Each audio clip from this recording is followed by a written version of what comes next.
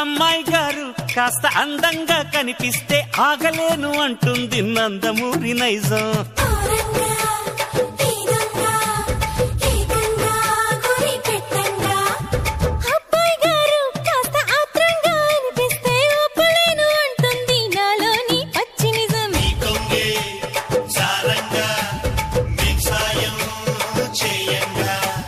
పూల కోక కడితే నే చిలిపి చోట ముడితే నా తిక్క చేష్టలన్నీ తాడి చెట్టెక్కిస్తే